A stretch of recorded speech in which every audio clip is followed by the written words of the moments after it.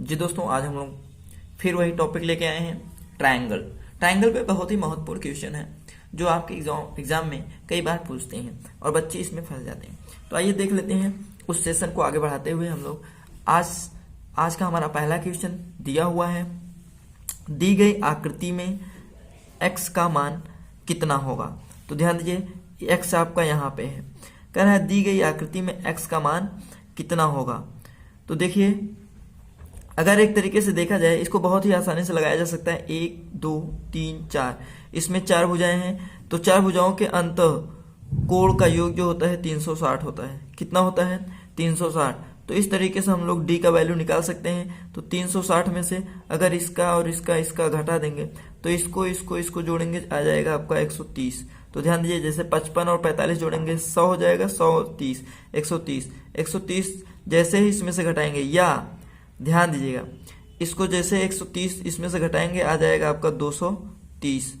अब 230 जब ये हो जाएगा, टोटल कितना होता है? 360।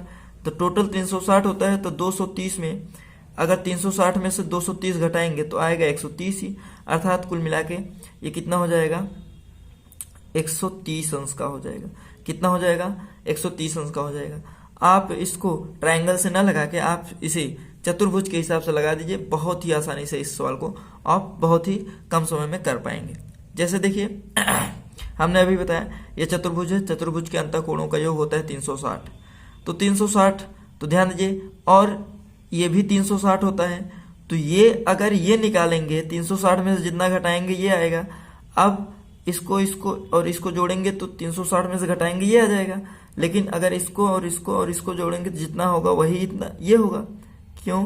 क्योंकि जैसे ही 360 में से 130 घटाएंगे तो इसका वैल्यू आ जाएगा, और इसका वैल्यू जब आ गया तो x का वैल्यू निकालने के लिए हम क्या करेंगे? 360 में से फिर इसको घटाएंगे, तो बात वही हो जाती है। समझ गए नहीं? तो इस तरीके से आपका कितना हो जाएगा आंसर? 130 हो जाएगा। ठीक है, आइए हम लोग नेक्स्ट क्वेश्चन देख लेते हैं।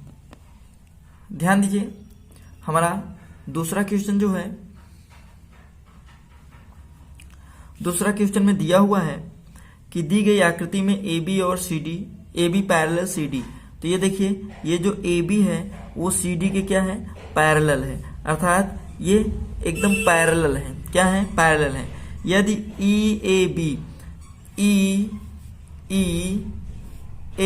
EAB 50 और ECD 60 हो तो AEB का वैल्यू ज्ञात कीजिए। तो ध्यान दीजिए, यहाँ पे ये पैरेलल है।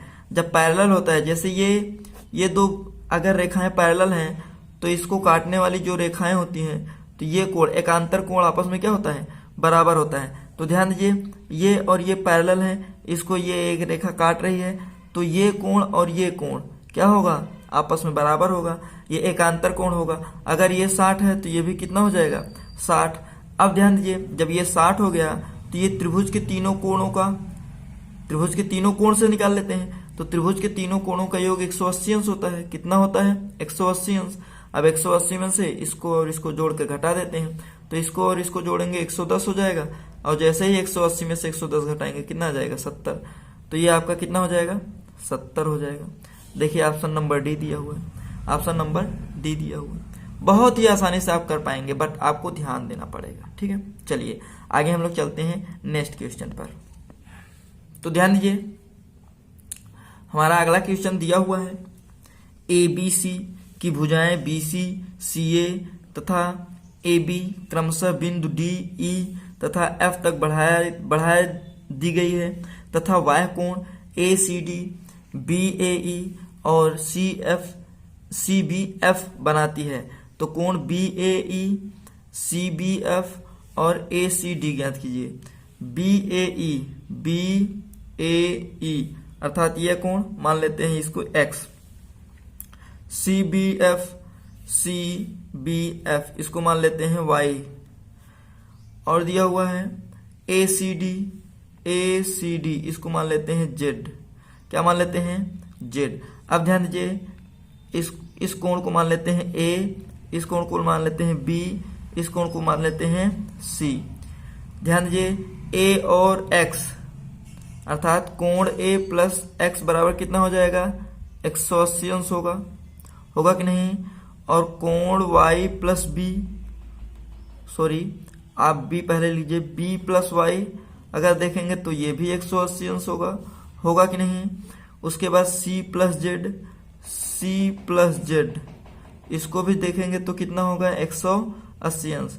सबको जोड़ दीजिए, जैसे ही जोड़ेंगे तो a plus B plus C plus X plus Y plus Z आ जाएगा, बराबर आपका आ जाएगा 180 प्लस 180 और प्लस 180।